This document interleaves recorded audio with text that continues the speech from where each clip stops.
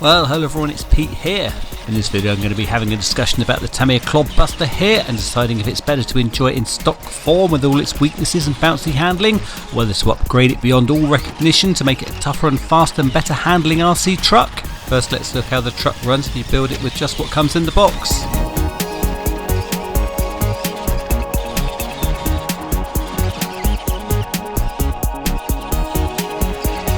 So it's the bouncy, not very fast truck, and it does feel like things will break if you're not very careful with it. Also the steering's a little bit woolly, but the rear steer certainly helps. You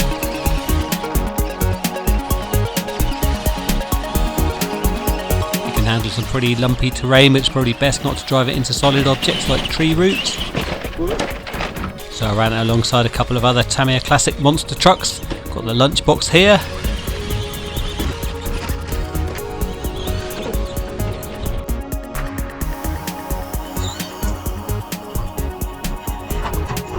And also the Blackfoot.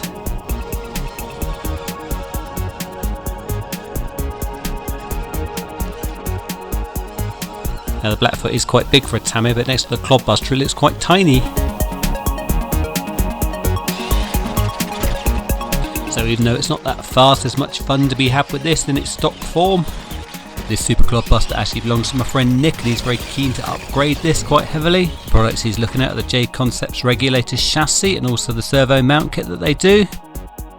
The chassis upgrade adds quite a lot of strength to the truck, and it's also got a big brass weight in the bottom to help lower the centre of gravity. The servo mount kit allows you to mount the servo directly to the axle for more precise steering, but you need two of these and two servos if you want to maintain the rear steering. The other thing Nick wants to do is to improve the speed, and he's looking at a dual brushless setup, so you could use a couple of the Razor 10 sets.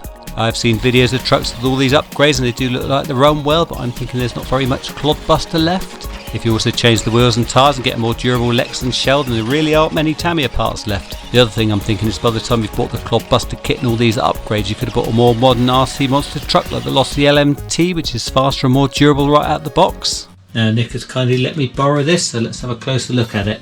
Now this is quite an impressive beast, and it's huge for a Tamiya. Makes my willy look tiny, which it isn't. Right, if we're thinking about weak points, first thing is this hard plastic body. Let's have a look. So it looks great, this, doesn't it? Lots of scaled detail, but hard plastic can break quite easily. There's already some cracks around the body post holes here, so could do with a bit of strengthening around those. But yeah, you wouldn't want to crash this too fast and ruin it.